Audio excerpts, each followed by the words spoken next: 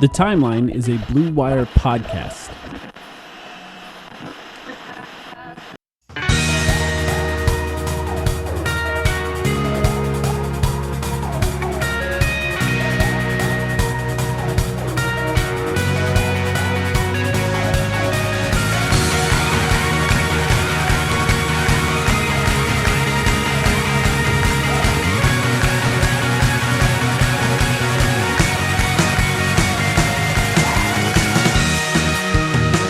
Welcome to the Timeline of Phoenix Suns podcast.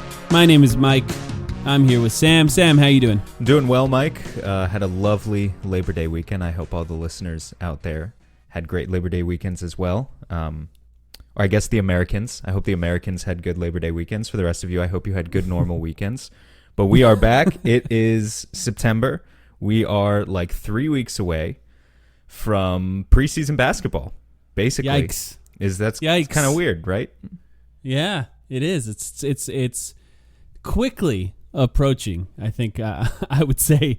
And yeah, it's going to be interesting to see if anything happens between now and then because, well, there's some rumors, I guess. We finally have a rumor to talk about for the first time since the Kevin Durant saga ended. We've done our best to fill the void with content regardless of since the Kevin Durant saga ended. But yes, the rumor mill is still chugging along. And yeah, this is a guy who... do you want to lay it out? You want to lay out all the details? Well, I mean, the rumor stems from the fact that basically all of the Utah Jazz is for sale. They don't want anyone. And that means any player that's good, any player that has any sort of veteran value is on the market to be traded. And that really kind of points at Mike Conley, Bojan Bogdanovic, and Jordan Clarkson, which are all players that they really have no use for going forward. And that means that they're all on the trade market. Of course, Suns fans, anytime there's a player that's up for grabs, will, of course, look at those players to be potentially traded to the Suns. But even further than that, Gambo, who, as we know, is best friends with Danny Ainge, has since reported that the Suns have reached out to the Utah Jazz about Bojan Bogdanovic, about potentially trading for Bojan Bogdanovic. So I guess it's time to talk about what the Suns would look like with Bojan Bogdanovic, and if there's anything that makes sense for them, right? Yeah, can you remind me? I have a pretty bad memory these days. Have we officially done the Bojan thing on the main feed podcast yet? No, I don't. Because I forget what we talk about on the main feed and what we talk about Patreon. I forget what we talk about on Twitter or in the Discord. Yeah, right, I don't think we've talked about him on either. I don't think we've had the conversation yet. But I think like at least this is a guy, Bojan Bogdanovic, who most people know what he is, and I think he's been in the general consciousness of the fan base for a little while now. People have kind of understood, at least for the past several weeks, right? It's really felt like even leading up to this Gambo rumor to actually give us maybe something substantial, that this is a guy who's been discussed, and I think a lot of people are ready for the possibility of. So that being said, I'm not really sure like where to start in terms of Bojan Bogdanovic, the player. Yeah. Right? Because, I mean, like let's talk about the core of the issue. This is a Jay Crowder replacement. We've been talking about for weeks, Jay Crowder, dissatisfied with his stature on the Suns for whatever reason. Well, we kind of know the reason. He wants to start, and they're probably not going to let him start. So hypothetically, and we can talk about exactly what a trade package would be, but Bojan Bogdanovic comes in. You're replacing a whole lot, or you're upgrading a whole lot offensively, and you're losing a whole lot defensively. That's basically dramatically. He's bad at defense. That's the overall summary, the very basic bare bones summary of what this type of swap would be, right?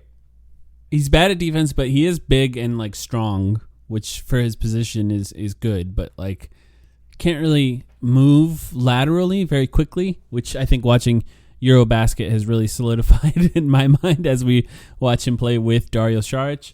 But I think it's interesting because I wonder, first of all, if the Suns would even be interested if Jay Crowder was just happy right now. You know, I wonder. Because, well, I guess let me just frame it this way. Do you think, like, say Jay Crowder, Landry Shamet, we'll stop with just that for now. Jay Crowder, Landry Shamet traded for Bojan Bogdanovic. Right there, that's done. No more Jay, no more Landry. Bojan's on the team, probably starts. Cameron Johnson continues to come off the bench. Does that make the Suns closer to an NBA championship to you? That's the essential question, isn't it? I guess, yes, Yeah. I think that makes them a better basketball team. And I think You do? yeah, I mean, I'm not sure. well, I think that's fine if you feel that way. I guess if it's just Jay and Landry and we're talking about just the contributions they made on the floor last year, you bring in a guy, look, Mike, the Suns are hurting for self-creation. They need it in some way, shape, or form. Now, there's a lot of ways that they could go out and get someone to give that, to give the roster, you know, that additional edge. And I think of all of those options that we've laid out before, Bojan he's one of the lower tier options, right? He's one of the worst at being able to actually do these things. But he's good at it. Yeah, he's pretty good. I mean, look, just the offensive ceiling of the Suns with Bojan Bogdanovic as one of the top 5 or 6 minute getters on the team would be off the charts. Now, of course, defense is a thing, and Cam Johnson would have to log a lot more minutes in the playoffs. And I think ultimately, look, if you're putting a gun to my head, it doesn't really move the needle towards a championship much. I think mostly what it does... I don't think so either, yeah. I think so. Mostly what it does is it allows you to reset chemistry-wise, and it gives you a slightly different look, and maybe just allows some fresh narratives about a team that otherwise is feeling really stale right now. But in my heart of hearts, do I believe that it moves them towards a championship? Not necessarily. I think what you just said there is a perfect starting point off for the point that I'm trying to make here. What I asked you was Jay Crowder and Landry Shamet traded straight up for Bojan Bogdanovic. Bojan Bogdanovic, by the way, 33 years old and makes about $19 million, which is hard to get to that amount of money. You essentially need, well, you're starting with Jay Crowder, right? We're under the assumption that that's the only reason you really look at Bojan for starters. And expiring $19 million, by the way, just so people know. Expiring. 1 year left, yes. And the reason I ask if he brings you any steps closer to a championship in your mind, which I think I agree with you, I don't think he does. And I just think that the Suns are going to get killed by any wing in the playoffs at that point, because we've seen what Mikal Bridges can do, and Mikal Bridges is best against guards. And anytime a team has a guard and a wing, like any sort of star combination where Mikal Bridges has to guard the guard, the wing is going to kill us. I think we're just at that point. And the Suns, yes, they have the offense to fire back, but like that's kind of where the Nuggets stand. And you end up in a place that's similar to the Nuggets.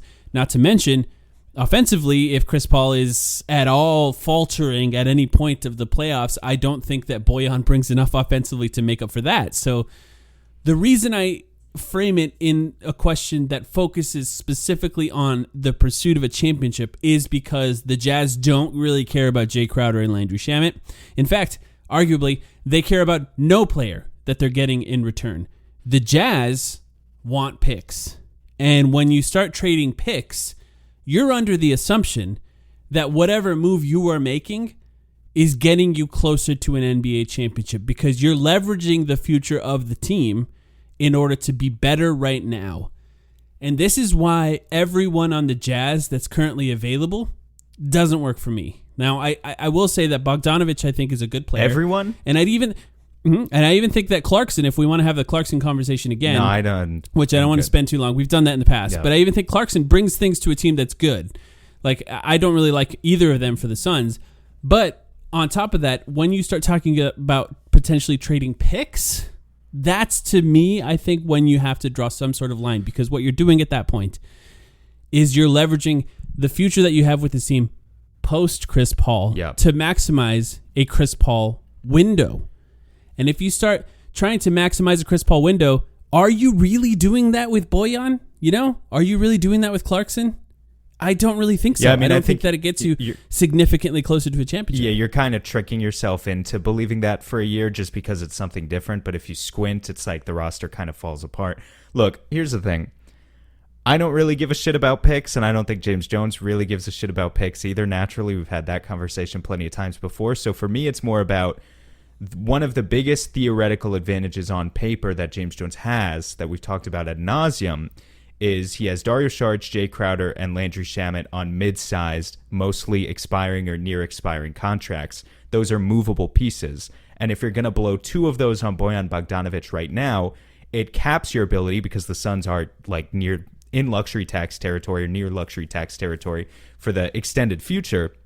It caps your ability to then make any other moves to continue to improve the roster, right? And here's where I think that you're right, and you're talking about what James Jones has as far as assets.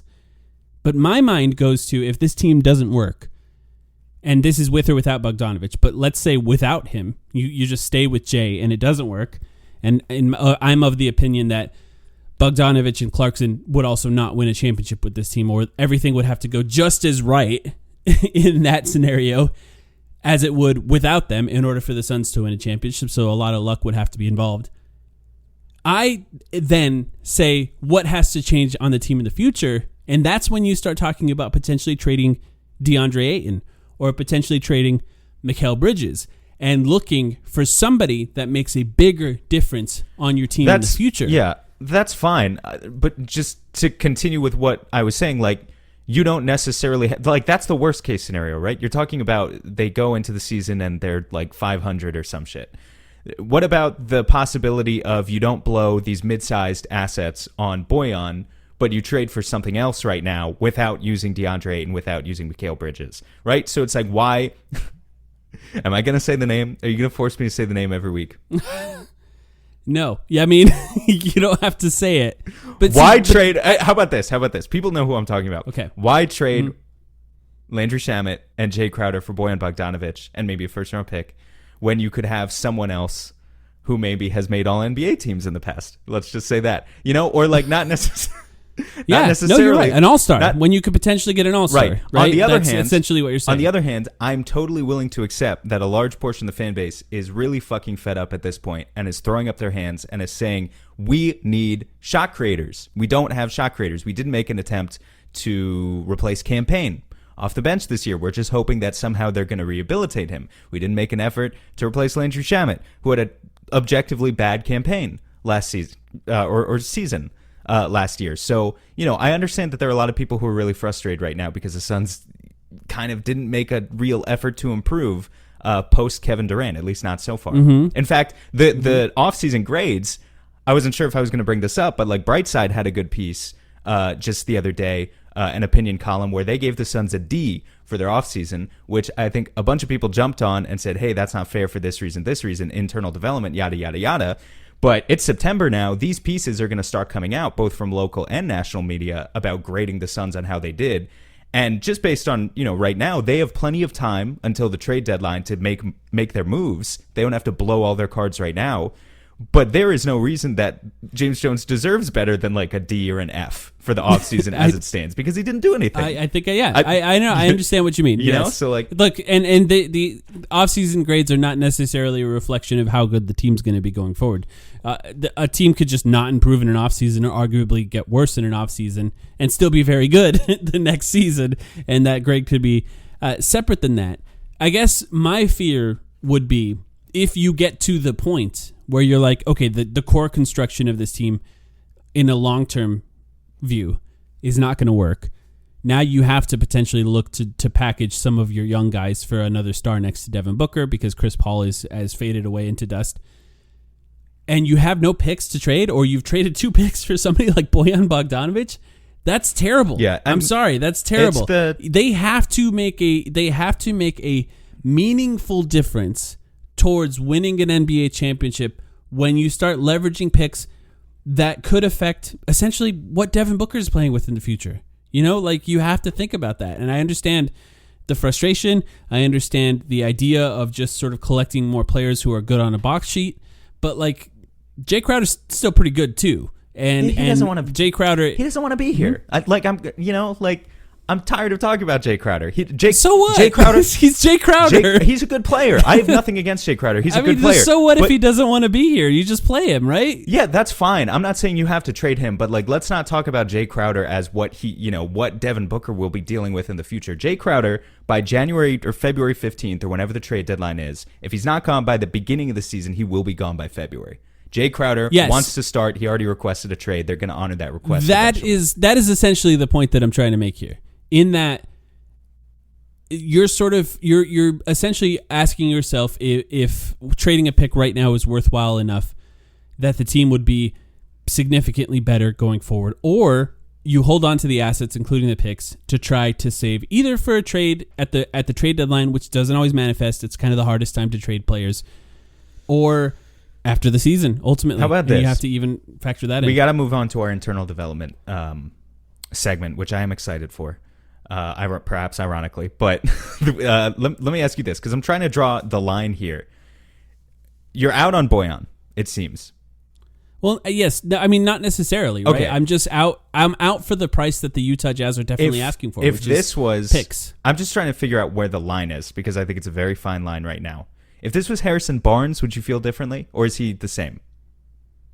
We've talked about Harrison Barnes in the past. I would feel differently. He's a shot creator. I think I would feel differently. Why? Explain why. He's a better defender. Yeah, but like enough? You know what I mean? Like he's pretty significantly better. It feels like we're just dealing with a very fine line here, and I'm just trying to figure out exactly where it is. Let me ask you this: let's say you trade. Let's say Bojan Bogdanovic is available. Bogdan, we'll talk about it on another date. Maybe he's available too. But Jay Crowder, say you trade Jay Crowder, Cameron Payne, and Torrey Craig for Bojan Bogdanovic and Jared Vanderbilt. At that point, I think a first round pick is okay to put on the table, right? I really like Jared Vanderbilt, but the thing about Jared Vanderbilt is his fit on this particular Suns team is a little weird. I guess you could make it work. Like I don't know where you're finding a ton of minutes for Jared Vanderbilt, especially if like Dario Saric, Bismack Biyombo, Jock Landale are all on the team. Let me ask you this: did you just trade? Who's the third person you traded? Campaign and Torrey Craig, Jay Crowder, and then you'd have to use the final piece of that team would be using the taxpayer MLE for Dennis Schroeder. Yeah, you need a point because you have to replace you would get Dennis Cameron Schroeder. Payne at that point. Look. Schroeder's probably I mean, I don't like Dennis Schroeder, but he'll probably do as good a job as Campaign. Everyone that's ever played with Dennis Schroeder seems to not like him, and that except for Chris Paul, by the way. And that is one of the main reasons I think it's difficult to talk about him, because his value on the basketball court is dramatically different than his value off of it, where it seems to be he causes problems at most of the places he goes to. Yeah. I would do it. But I don't have such a big problem with Bojan to begin with. I kind of just want them to do something. I like take that. Yeah, I mean that's how a lot of people feel. I think you're right. I don't think that way. All the analytical caps off for a second.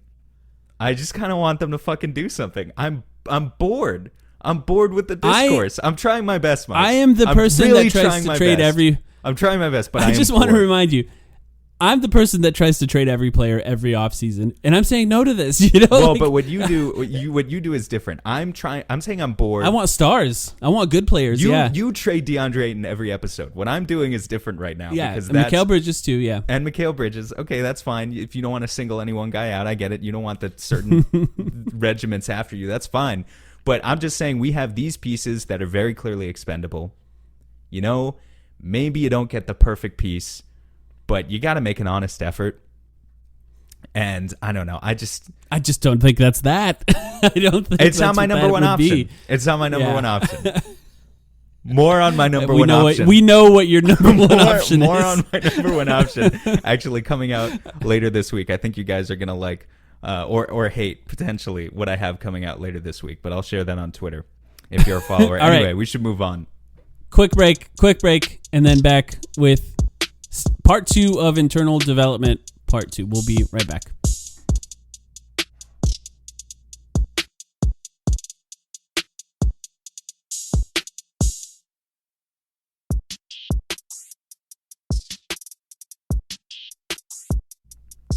All right, Internal Development, part 2, Electric Boogaloo, back again with our friend Durag, a.k.a. Durag Hoops. Durag, how you doing? Doing well, fellas. Excited to talk about my boy Mikal Bridges again.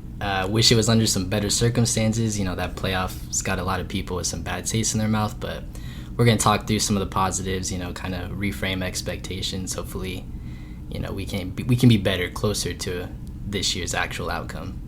Yeah, it's funny to talk about Mikal Bridges, you know, from the lens of almost as if it was a disappointing season when he was literally voted as defensive. He got Defensive Player of the Year votes in this last season, and the Suns were really good, and he was really good defensively. Mm-hmm. So, but the expectations, you know, it's funny with Mikal.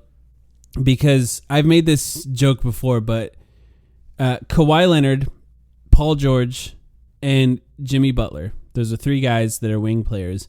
All three of those guys had sort of not late career, but like slower offensive development than a lot of NBA stars. And those three guys being like small forward, power forward guys. Every NBA fan who has a young small forward / power forward on their team will make the case that if you compare their stats to one of those three guys, that they could still end up turning into one of those three guys. You know, I think we've heard the Mikal Bridges, Kawhi Leonard projection before in the past, but I think those are now dead, right? Like that, people probably aren't projecting Mikal Bridges is going to be anything like Kawhi Leonard anymore. Never say right? never. I mean, somebody might. I'm not projecting it. I'm not going to put my foot out there and project it. I'm just saying never say never. You've got some of these guys, Steve Nash, you know, if we look back into Suns history, guys who were late bloomers and they're 30, age 30 and beyond. You're saying Mikal Bridges is going to win 2 MVPs. Mikal Bridges is going to blossom, and at around age 32 and 33, he'll be a 2-time MVP. That's exactly what I'm saying. All right. I'm glad we covered it all. We can end the pod now. Thanks for joining, Durag. See you next year. So we've split this up into 3 segments as we talk about these guys, and I think this will be an interesting conversation about Mikal Bridges in particular, because I almost feel like I have to make the case that he was good this last season when it was obvious that he was good. But the first question is, who is he? Who is Mikal Bridges? I think there's an obvious thing that stands out when it comes to what we think Mikal Bridges is. But Durag, when you think about Mikal Bridges, what's the first thing you think of? I think a glue, a connector.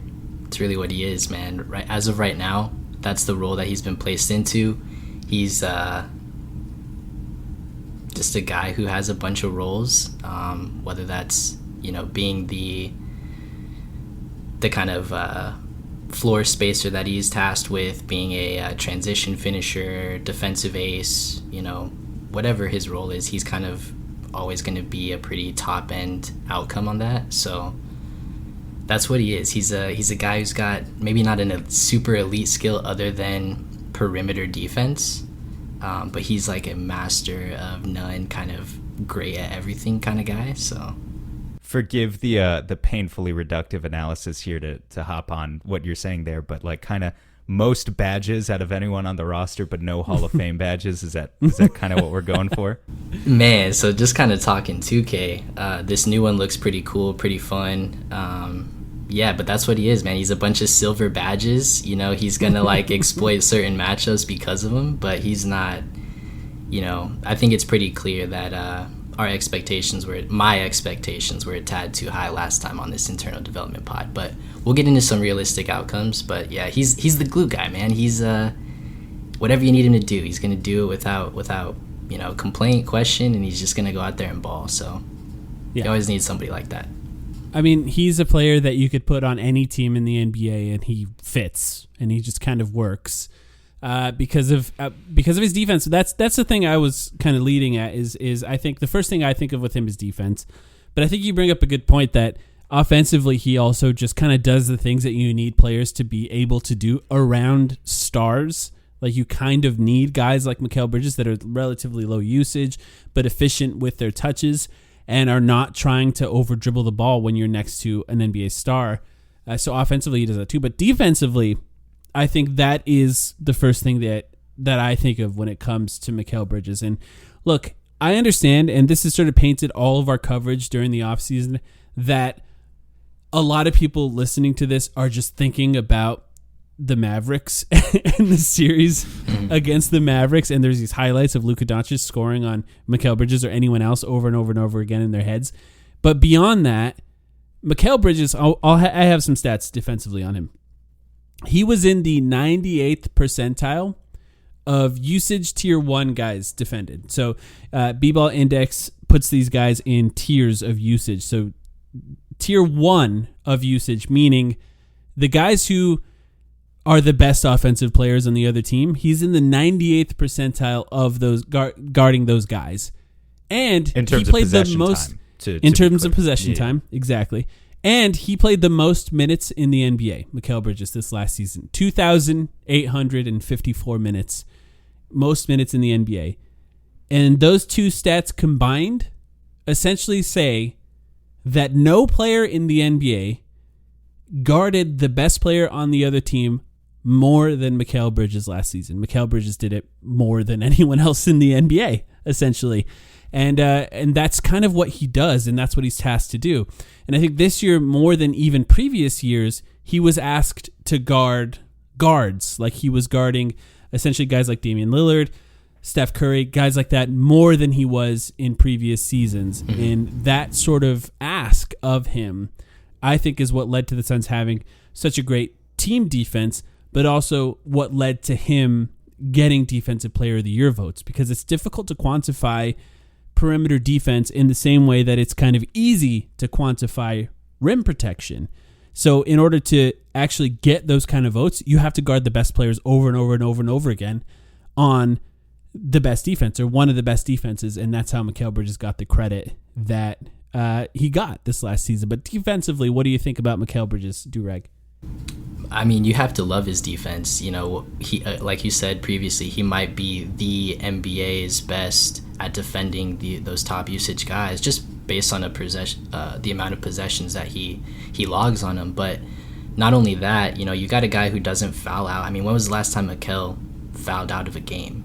You know, not only is he guarding those people, but he's doing it effectively without fouling, so he's not putting them in the bonus. You know, that goes a long way team defensively. I would say that his best skill is clearly guarding the perimeter, which kind of goes back to last year's point of he's a 2. You know, in my opinion, he is the future 2 for this team. Maybe we have a 1 in the future that plays like a Saito defensive point forward-ish role, Alonzo Ball-esque type player, you know, shooting threes, passing, playing some defense. And Mikal can, you know, interchange with guards or forwards defensively. I think ultimately what we learned in the playoffs was that he's a really good and disruptive defender, but he can't necessarily be the catalyst to the defense being otherworldly. So, you know, he logged great possessions on Brandon Ingram, on Luka Doncic, on CJ McCollum. But he wasn't able to necessarily have the impact in enough games to, you know, swing outcomes. The one that really comes to mind is his crazy offensive explosion, where he also shut down BI. Probably his best playoff game, right? 31 points in that game. His only 20-point game in the entire playoff run this year. 31 points. He also shut down CJ the majority of the game, and then at the end of the game was switched on to BI because he was killing Jay Crowder and blocked him in one of the more important possessions of the game. But like, a really impressive game. It's interesting there what you're saying though, Durag, about like, you know, impact, because you're hitting at the core of what, I guess, not to make this a defensive player of the year argument now or anything, but like you're kind of hitting at the core, the crux of this issue of what people's complaint was about Mikal Bridges and Marcus Smart ultimately leading narrative-wise that race this year is that, well, yes, we recognize that these guys are great defenders and that they take on the most challenging assignments and that they play for top 5 defenses, but are they anchoring in a way that you want them to in order to be rewarded? In that sort of way. And so, you know, I think with Mikal, what's really interesting is, like, if you look at this B-ball index data, this possession data too, I think you hit the nail on the head, Durag, when you're talking about he's a 2. He spent 56% of his possession time per B-ball index guarding point guards and shooting guards. And a lot of that fits into exactly what Mike is talking about, because a lot of the time it's just point guards and shooting guards just happen to be those high usage players. They happen to be, you know, those guys who you would want him to be, you know, versus like the kind of low usage 3-and-D guys. But I do think we are approaching a point with Mikal where we all understand that his perimeter defense is fantastic, and we all understand he's very disruptive. At the same time, ironically, it's not the Luka Doncic's who worry me too much necessarily in the future going forward. with Mikal Bridges, it's like I think he can handle the Luka Doncic's. I think he can handle the more traditional. As long as you're not switching him off of them over and over. Exactly. And over it was more just a stupid, stubborn defensive system and their approach to that series that led to their downfall. But with Mikal, it's about he's still not the strongest guy.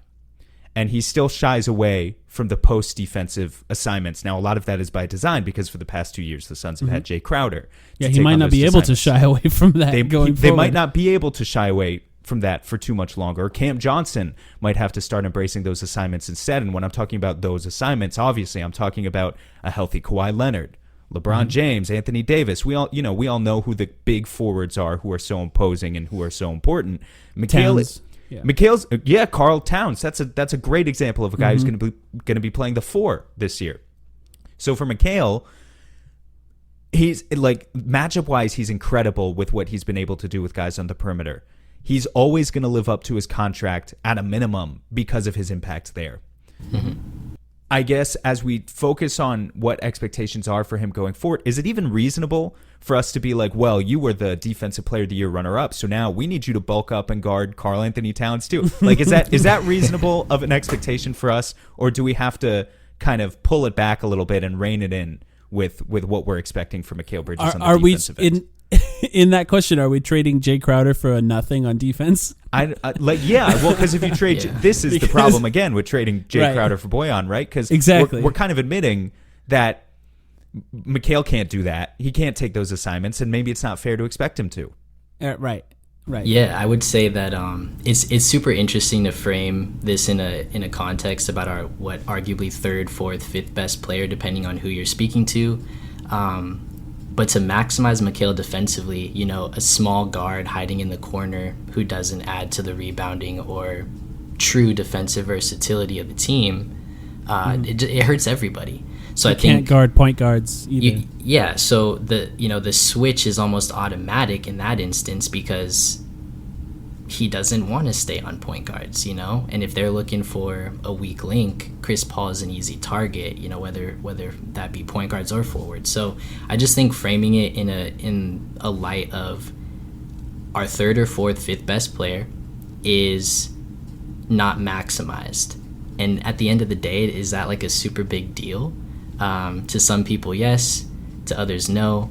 I would say that Mikal, I believe, has the potential to reach second best player on a playoff team's ceiling. We've seen it in the finals, in my opinion, when he had 24 points and was playing elite defense. We've seen it when he did it against BI and dropped 31 this year. He's got that in him to be a game changer on both ends. But I think the context does have to be taken into account, and we have to realize that it's not perfect.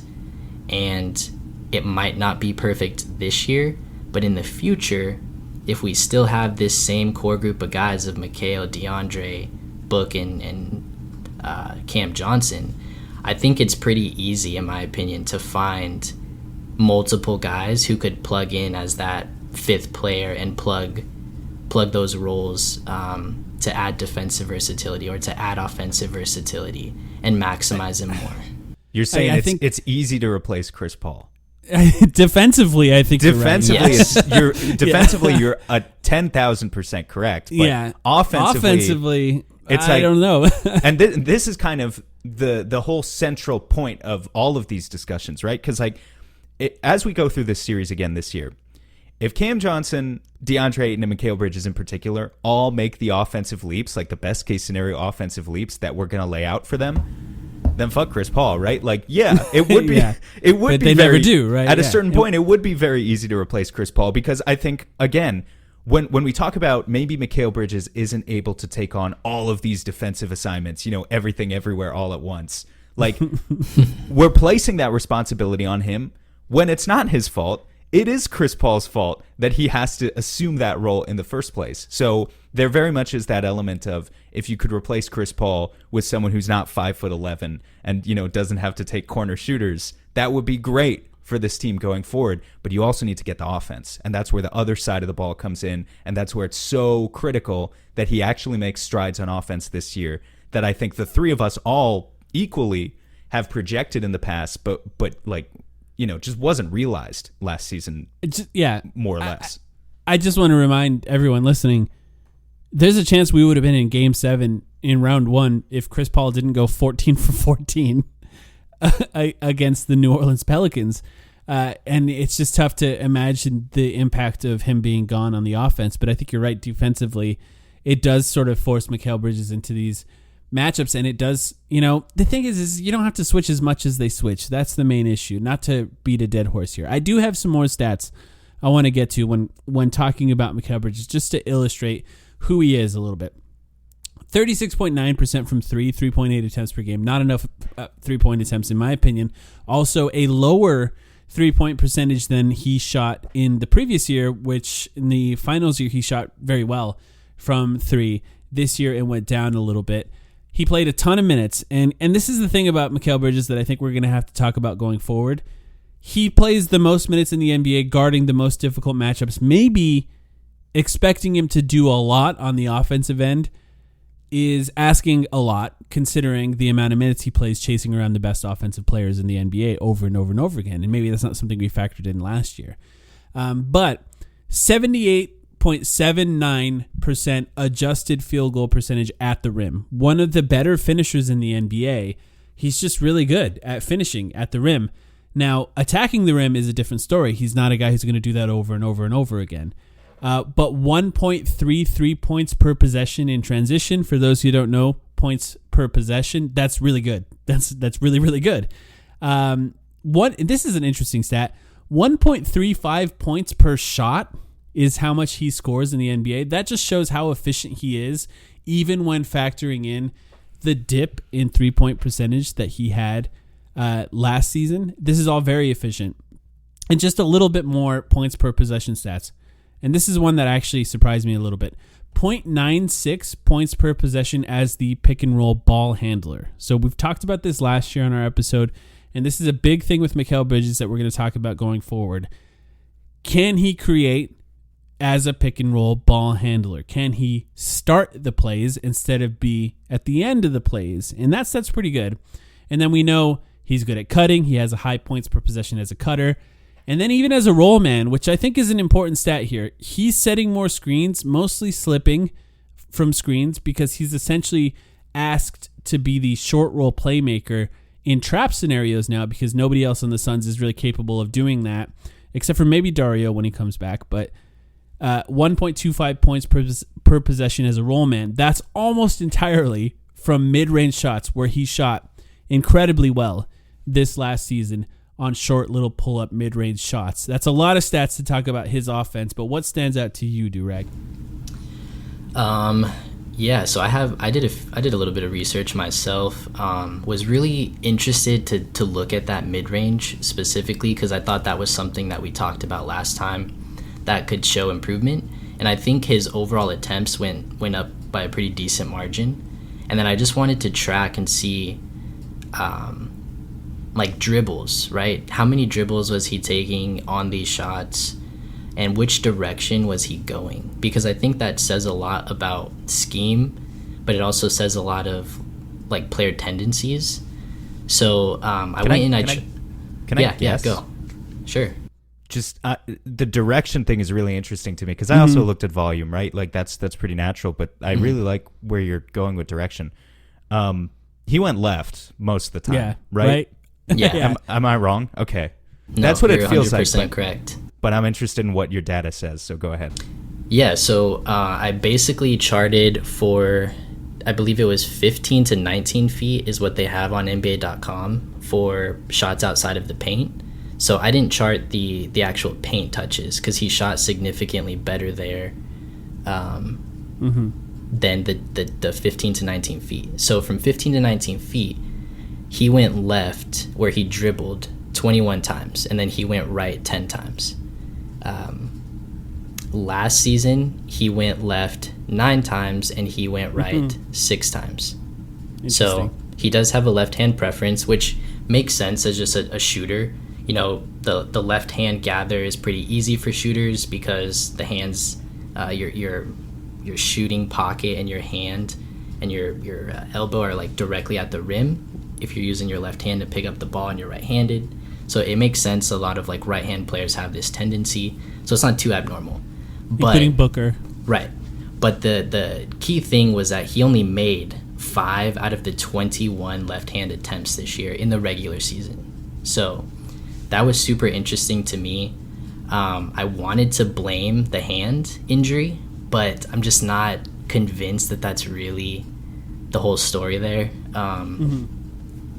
But I do think that losing confidence in your right hand, dribbling with your off hand and picking it up with your off hand, and then your main shooting hand is injured and bugging you with that piece of tape that he had, constantly messing with. I think that could potentially affect these percentages. So then I also charted the ones in the playoffs. So in the playoffs, he went left 9 times. Guess how many times he went right? 1. Less than 5. One time. One time. And I think that also shows, one, he's like stationed in that right corner. So if you dribble right, you're going right towards the baseline out of bounds. If you dribble left, you're going towards the middle of the floor. But it also shows that Chris Paul, Booker, they like going that direction too. So somebody needs to go left, Yeah. Yeah, I think it's really interesting, and especially what you're talking about there with the shooting pocket too. Like, does it say something about Mikal's hesitancy to go all the way and attack the rim? Because I think that would balance out a little bit more. You'd have a little bit more of a right-handed preference as a righty in terms of getting an explosive edge if you were planning on going all the way to the rim, attacking the right side. Yeah. But if you're just going to do a one-dribble pull-up, which, let's be honest, is all Mikal is doing most of the time, then I think you would start to see that reflected in the data that, he's just going left right into the comfortability of the shooting pocket, and he doesn't actually have the intention of going all the way. That shot is going up immediately. Yeah, I think that's something the Mavs, credit Jason Kidd, man. I hate to give the dude credit for anything, really. Just give it to Igor Kokoshkov, because he was the assistant coach. Yeah, I mean, they really scouted the hell out of the Suns, and they essentially just picked on all of their tendencies. And I mean, you see, Luka was constantly guarding Mikal because they didn't view him as a true offensive threat. So he's giving him the soft hand closeout. Mikal's dribbling right into that mid-range pocket with his left hand.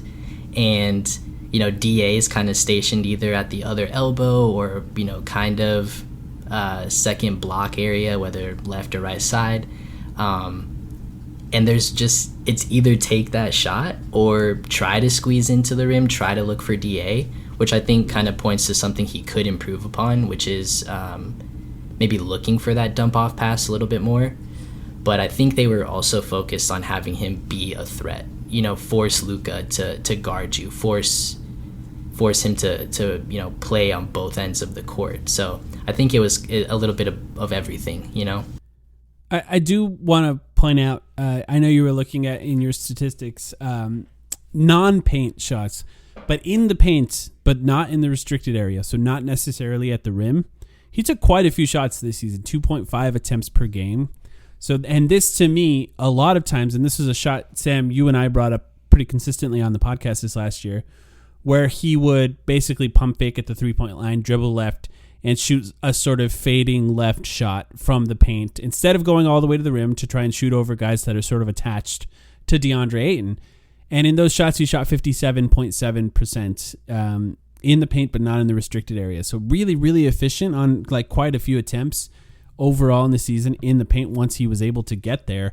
But so many of those were pull-up shots. And I do think that overall his efficiency, which is also very great, is sort of impacted by his inability to draw fouls. It's actually really kind of similar to DeAndre Ayton, because if you look at DeAndre Ayton's attempts in that same area, the stats are pretty close, 59.9% for Ayton. I'm sure we'll talk about that on our Ayton episode soon. But Mikal Bridges did find ways to pull up on that shot fairly regularly, and I thought it actually ended up being overall one of the more consistent shots for the Suns offense this last season. Well, just to throw him a bone, he shot 50% on all pull-up twos this season. He shot 49% last season, so essentially the same, but he doubled the volume. Clearly that is a good shot for him. The question is just how many of those opportunities, like you're saying there, Mike, are 8-footers that really take one more dribble and just, like persevere a little if bit. If Ayton wasn't in the paint, maybe he would, though, right? And that might be something the Suns don't play a 5-out system. It could be something we see with Saric more this season that we've seen with, say, Kaminsky or even like Aaron Baines in the past, prior seasons where Mikal Bridges has played, for sure. But I think, what you were saying there about Mikal and DeAndre having the same issue of this general contact avoidance, it continues to plague both of them. Like, it's the number one thing stopping both of those guys from achieving new offensive height, for sure. Yeah, and I think just to kind of jump back just a tad bit to the in the paint non-restricted area, in the playoffs, that number dropped dramatically. So it was only at 34% this year. So in the regular season, he was hovering around 50, 50 whatever. 57. In the playoffs, it dropped 20%. It's only 32 total attempts, but that's a decent amount. And it just, there was just something off, man. He just couldn't. He played right into the scouting report, essentially. And I think that's something that's pretty easily correctable. What I was talking about earlier about the, in our pre-recording space of like the puzzle piece, it has to be the perfect puzzle piece to build upon. And I think something like this, which is, it's been scouted now for probably 2 years because the data reflects the same in last season, that he has a left-hand preference, just consistently trying to either generate contact to draw that foul, because he did have quite a few like and one opportunities or foul opportunities going that direction. That stuff I think is like those little puzzle pieces that are easily buildable, and you can continue to expand his game without really changing role or anything dramatic.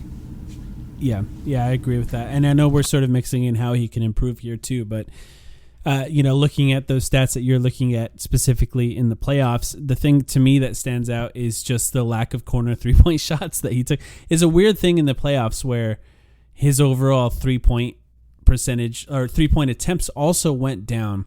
And I do think this is part of I know we've been joking on the podcast about Monty Williams' internal development episodes coming, but that's sort of mixed in with all of these guys.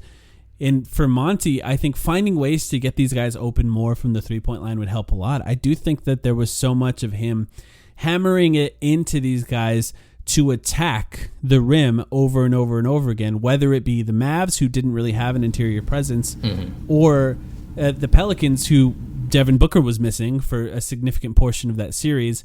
I think that at some point, Mikal Bridges being that perfect role player, that's sort of how we've been describing him, a guy who can fit in and be the glue, as you talked about. You got to shoot more threes at a certain point. It's just more. And I think a lot of the Suns need to shoot more threes in general. I think that's sort of something that they have to figure out a way to do going forward. But Mikal Bridges in particular, and you brought it up, we do have to be fair to him. He doesn't miss games, right? So he had a dislocated finger and just kept playing. So you're talking about the difference in his shooting from this year to last year. That had a lot to do with it. He stopped shooting a lot of threes at a certain point. There were games where he shot 0 threes after that dislocated finger. And when he did shoot, for a few weeks, that percentage dropped pretty dramatically, and that had a pretty large impact on his overall production when it comes to 3-point shooting. But by the time the playoffs rolled around, he was pretty much back. And that total amount of 3-point attempts that he was taking, it's got to be higher for him at some point. Yeah, this year was a career low for him in terms of 3-point attempt rate.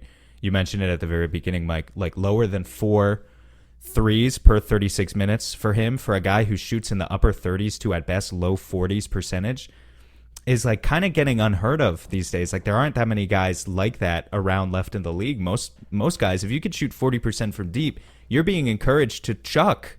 You're being encouraged to fire off 6+ at a minimum, like on a per 36 basis or whatever. And the Suns need to do the same with Mikal Bridges. He needs to shoot. Yeah. He needs to shoot. Even if the percentage dips a little bit more, it's not 2019 anymore, rookie/sophomore year Mikal Bridges, when we were legitimately worried about his shot release and his hitch or whatever. And if he was ever going to, doesn't that feel like such ancient history now? But it's like, now that he has those reps, he has several years of reps, and several years of confidence and momentum building.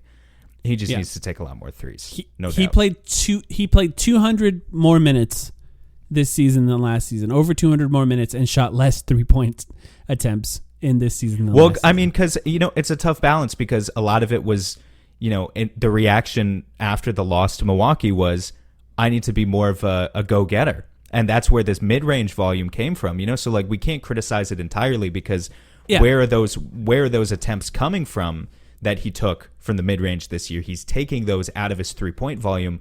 I guess what we're asking from him going forward is do both. Don't just take more shots. Take more shots. Well, from that's everywhere, what's kind of fascinating. And let me just make this point. Yes, this is the ultimate point. If you're Mikal Bridges, based on the data, there is no such thing as a bad shot. You're a good finisher. You're a solid, average at worst mid-range shooter, and you're a good 3-point shooter. There's no such thing as a bad shot. You just need the confidence and the mentality. Take more shots. Yeah. Take more shots. And this sort of transitions into how he can improve. And I think this is what's fascinating about looking at him. Because if you look at just his box score stats from this last season, I'll just go through his points per game since his rookie season. 8.3, 9.1, 13.5, and then 14.2 last season. So the points are going up every single year. But then if you look at the per 36 numbers, his overall field goal attempts, so field goal attempts per minute essentially, went from 10.3 to 10.8. It's like half an attempt overall in his per 36 numbers. He just didn't shoot more this season. And I think part of that is on him and his aggressiveness.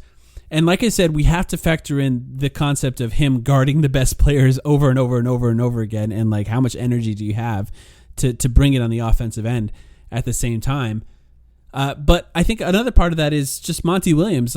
At the beginning of the season, I do feel like they were running more pick and rolls for Mikal Bridges. There was some level of experimentation to see what he could do within the pick and roll. And that's a combination, of course, of shooting himself, which I think most of the time he did. He took mid-range shots himself.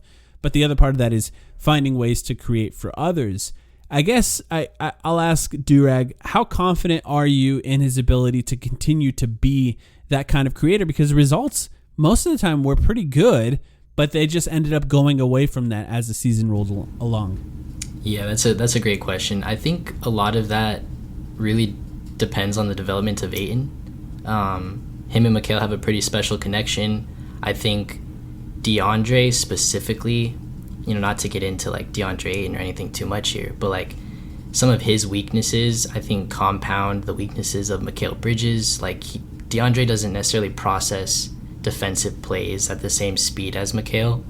So if Mikal makes a rotation, DeAndre might make that first rotation, but he's not making the second, third backline one where, if Mikal had maybe somebody who processed a little bit quicker in that regard, we might see a more disruptive Mikal because his anticipatory skills are insane. It's just he can't always break the scheme because not everybody else can compensate, right? So offensively, I think that's kind of the same thing where we can incrementally increase his attempts, or we can just really throw this guy to the wolves and say, take 17 shots, for the first 10 games. Force Ayton to be your pick and roll partner, and what does that do for us? How does Chris adjust? How does Book adjust? I think that it can yield super good results. The guy's a pretty great passer. He's got a high release point with his passes thanks to his super long arms. He's got the mid-range ability to be an offensive threat from that area of the floor to collapse the defense. So I think it's all there. The makings of somebody who could be effective in that role are there. I don't necessarily think the ball handling is super special, but I also don't think it's too big of a hindrance either. So yeah, man, I think Mikal's got a lot of the skills that you need. It's just really about taking advantage, and the conversation's a tad tiring to reiterate that stuff, but at the same time, we're talking about a 37-year-old man who has refused to really adjust to the level that we want, or that people have been begging for.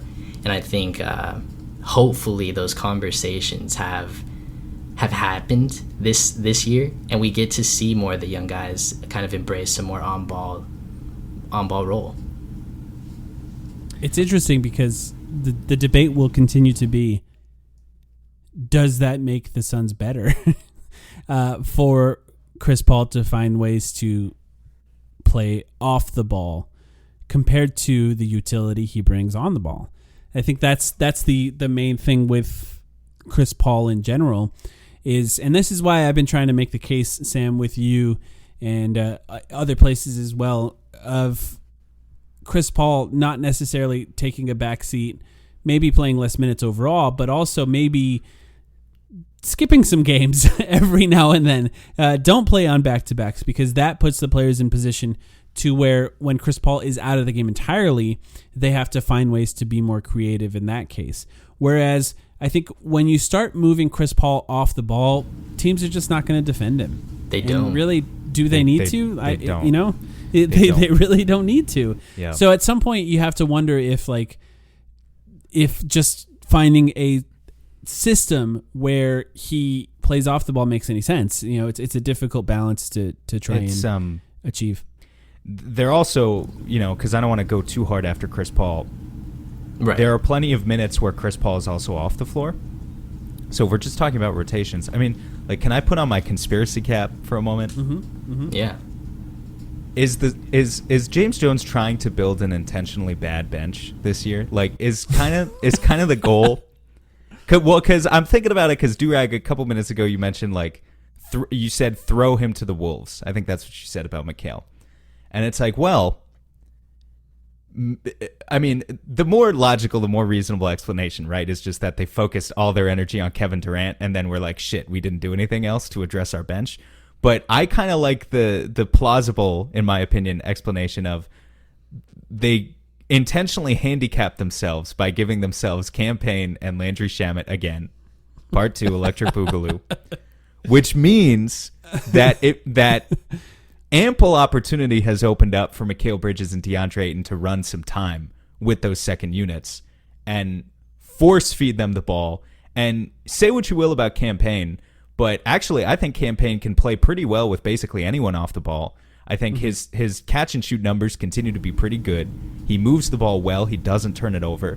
And defensively, he's fine. So, you know, he tries. He tries. He's his ass taller off. than Chris Paul. Like you could play. He's not a tiny guy. You could play Mikal and Ayton more in the second unit with Campaign, and low key that might kick ass. I don't know. Like in certain combinations, it might, and obviously that, you know, that takes away from your starting lineup, and you still need to have your starting lineup and your closing lineup. But the other thing about that is you could just play Josh Okogie and Bismack Biyombo with Booker and Paul, and you know that lineup's going to be like neutral at worst, right? Like they'll be fine. So. On the other flip side of it is James Jones is intentionally building a disastrously bad bench to force Mikal Bridges into more pick and roll on ball opportunities. You're insane, Sam. You're insane, but like the fact that it's kind of possible, you know, it's 4D chess by James Jones is kind of no one's got a read on the man, you know. Like let's go even further. The Suns were never even interested. The Suns were never even interested in Kevin Durant. It was all a ruse, just so that they could build the worst possible bench. Just so that they had plausible deniability to not replace Campaign and Landry Shamet. I love it. I'm totally on board with this. The players who assisted DeAndre Ayton the most last season, I think you guys could guess who did it the most, right? Easily Chris Paul. Chris Paul, 2.4 assists per game. And the second most, do you want to guess? Devin Booker. Paris Bass. It's Devin Booker, yes. Okay, damn. Third, do you want to guess? Mikal Bridges. Mikal Bridges, correct. Mikal Bridges, just 0.3 assists per game behind Devin Booker, at 0.8 assists per game to DeAndre Ayton. You're talking about Mikal Bridges being a good passer. I agree with you. I think he's actually a really good passer, and I think that you could make the case, just based on these stats alone, but just watching the games, that he is, outside of Chris Paul and Devin Booker, the best on the team at getting the ball to DeAndre Ayton. I think a combination of the high release point that you're talking about, Durag, is one reason, but also just his general feel for the game. He cuts to the right spots. He passes to the right spots. He's real smart with it when it comes to the ball, and finding a way to maximize the connection that they have, Mikal Bridges and DeAndre Ayton, I think is pretty smart. Find a way to get him to use that even more, and I think that's a smart thing. Sam, what else do you have as far as what you think Mikal Bridges could improve on going forward? I have a note here about rebounding, but we had this same note with Cam Johnson, right? Yeah. Mm-hmm. And I think it's the same exact conversation, so I don't know how interesting it is. It's, by the numbers, Mikal Bridges is a pretty bad rebounder, and I think, for his size. And I think a lot of that is strength-based, and a lot of that is the same sort of stuff that we were talking about with his defensive. Could you transition him from being more of a perimeter guy into taking on more difficult assignments, being a true 4, right? Less of a 2 and more of like a 3-4. But the other part of it is, to me, it's the same thing with Cam, where if you have a guy who's literally one of the best transition offensive players in the NBA, you don't want to take that away. So I struggle to see like a situation where Mikal Bridges ever has a good defensive rebounding season, but that doesn't mean he can't improve as like an offensive rebounder. I just don't know if there's ways to do that isn't just as simple as like, gain 15 pounds of muscle, which I don't think is particularly helpful as analysis. I don't know what you guys think. Yeah, it's a tough conversation in general. I've talked about it before. I think there's an element of, as soon as you add rebounding to the Suns, their offense just gets worse.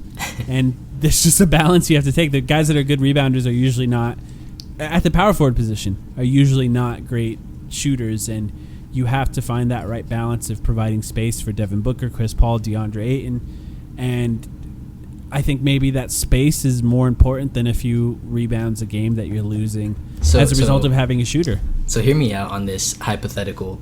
How is it Julius Randle? How sold are you I can't do it. I can't do Julius Randle. I do admit, when you mentioned guys who are rebounders and can shoot, my brain did fire some neurons that went to a certain place. But we don't have to talk about it. I would, ahead, my brain fired to Kevin Love, in all honesty. But that ship's probably sailed with how good they're going to be.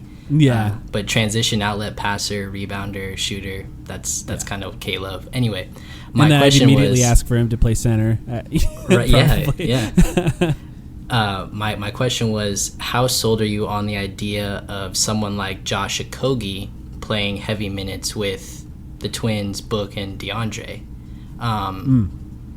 Takes away that defensive responsibility from Mikal, adds a rebounder, adds somebody who's going to move the ball and not really take away shots. They're not going to guard him, but that's like an interesting thing, in my opinion, to kind of think about. A lot of defensive versatility there, and then I think you have enough offense in truth with those 4, just based on their previous stats and the system the Suns run. Like, they're going to get open shots. Sam, you seem to be more sold on that than me, right? Well, that's going to be kind of like our James Harden, Matisse Thybulle combo, right? Like, right. There's an obvious offensive limitation there. You said it yourself. They're not going to guard him. That being said, in the past, like I was really high on Okogie under the circumstances of bringing in Kevin Durant when it was like he was going to be forced to play, and I thought he could play a really big role on this team. I mean, he's a dog defensively. Like, him and Mikal is just loads of energy, and you talk about like the defensive versatility, yes, but also like just the sheer number of defensive miles covered by those two guys in one lineup would be kind of scary. I need to see if he has developed, and the answer is probably no, but any semblance of like a reliable corner 3 before we throw him heavy minutes in any sort of lineup that needs to succeed. You know what I mean? So you don't find any versatility or usefulness in him just like being a legit just screen setter from the guard position? Because that's probably what they'd have him as, right? He'd be like the Saito 1, where Book's bringing the ball up. How many screens did Landry Shamet set last year? Like 4? Oh my God, dude, Monty, bro. It's something I know you and I were asking about. That's why I gotta ask you, Durag. But I expected them to bring in Landry Shamet specifically to do that. Monty doesn't seem to use guards as a screener. I mean, you can make a case that at some point Devin Booker should have been screening for Chris Paul. They don't do that either, really. They do that more. They do that more than they do. It's with more of a Shamet, ghost screen. Like they fake that more than they actually use it. You know, they're not trying to force switches. They don't really use it for traps. You know, that's another gripe of mine. Nobody on the Sun sets a freaking screen. Like it's all slips. Oh my god, it frustrates the hell out of me, man. Let's talk about whoa, who's the king of that? Let's remember for a second before this becomes Landry Shaman internal development. Let's remember that's the Patreon episode. Let's remember what episode we're on right here. The king of slips.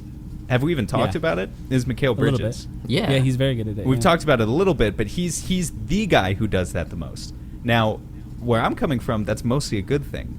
Well, the reason he screens is specifically when they're trapping, so slips make sense, right? Right, and it allows him to showcase his playmaking, and theoretically, if he wants to become a more aggressive scorer, it puts him into adaptive like scenarios that really allow him to showcase that. Like if he's practicing anything this offseason, I would hope he's continuing to slip a lot of screens. But I would hope more specifically that he's, you know, not just like running through and trust me, I don't think he's only doing this, right? But like not just running through the stationary and movement shooting drills or whatever. Like I want him playing 5-on-5 basketball and like getting as much experience as possible, slipping those screens and then simulating that experience of being at that elbow over and over again and attacking from that position and really exploiting mismatches, which, you know, how much can he really, I guess the question is just balancing that value there, which to me is pretty tremendous in the grand scheme of things of what it could do for the Suns offense versus Mikal Bridges just, you know, setting a real screen, quote unquote, a little bit more often and kind of rolling like a traditional four. That's a good point. I think I you know, I hate to be like going back on my word, but I don't think that applies to him specifically. I think it really applies to like our bigs, our true bigs. I think Ayton does he slips and he just slips to nowhere, and it frustrates me so much. It's like, bro, if you're gonna slip, you have to do something with the ball. And I think they don't give it to him. I mean, because he hasn't shown he hasn't shown enough juice to hit the cutter on the move to do anything but really shoot, which isn't a bad thing. The guy's an amazing shooter. He's got tremendous touch. I just wish he was a little bit more like versatile in that sense. Well, I think the Mavs showed that, and this is more of a DeAndre internal development episode, but the Mavs showed that if you play up on him in that scenario, you know, with a third defender basically, and take away his mid-range space, he doesn't have the ability of getting around them or quickly finding the shooter enough for them to not be able to rotate. So I think you're right. I think that's why Mikal Bridges is used more, and I think using him as a screener makes a lot of sense. It does make me wonder, and this happens with these guys, and it's unfair to DeAndre, and it does make me wonder how these guys would operate in a 5-out system, though. Would Mikal Bridges be better at attacking the rim in that scenario, or would he be better at finding shooters in that scenario when there's just more space when he does slip? Because right now there's always a guy sort of in the paint. It's an interesting question. I think that, like, again, the context of framing the team and optimizing our 4th, 5th best player, 3rd, 4th, 5th best player is like a funny thing to think about, but I do think Mikal has that potential to be a second, you know, peg on a championship team. I think he can give you 20 if you asked. I think he could guard the 1-2 best players on the team. I think he could make 3-4 assists a game if given those opportunities. So you think he can do this stuff on, well, because I just think there's a big difference in what you're saying. You think he can do this on a championship team? I do because you're that like in the right context.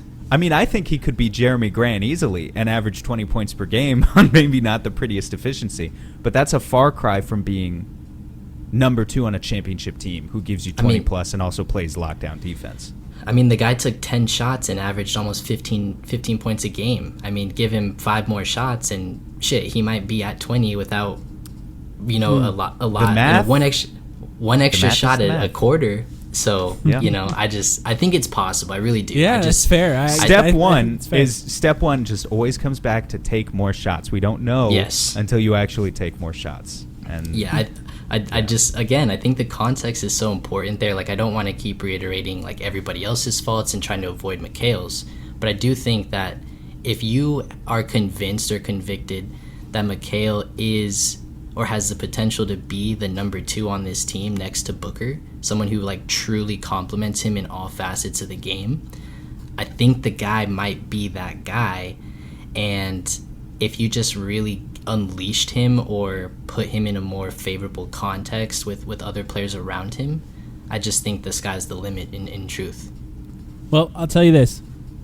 From what I've heard about how James Jones feels about Mikal Bridges, he has no plans to separate Mikal Bridges and Devin Booker anytime soon. I think he does think that those guys complement each other in a lot of ways. So I think that he probably agrees with you. So I mean, to wrap up, as far as Mikal Bridges, obviously, I think we broke it down. Excellent defender, really great defender, perfect role player when it comes to just filling in the gaps offensively and defensively. Has areas to improve, whether it be shooting, offensively, more aggression. I think that's the biggest thing when it comes to offense that we focused on. Strength when it comes to defense. Is there anything else that you guys would like to add before we wrap this one up? I think we've established today that Durag wants Chris Paul gone. I think kind of that's... I was kind of getting that vibe, man, that Mikal needs to hit these shots. You need to give him the 5 extra shots a game, give Ayton the 5 extra shots a game, so that we can get this old guy the hell out of there. Yeah, would you like to respond to that allegation? I love Chris Paul, but the dude's 37, 38. Like we got 1 year, maybe 2, with him at this useful quote unquote level. So it's just, I don't know, man, we got to start. You hit him with the quote unquote. Good lord, dude. I mean, bro, the guy's 14 for 14 in a closeout. The guy's game. broken.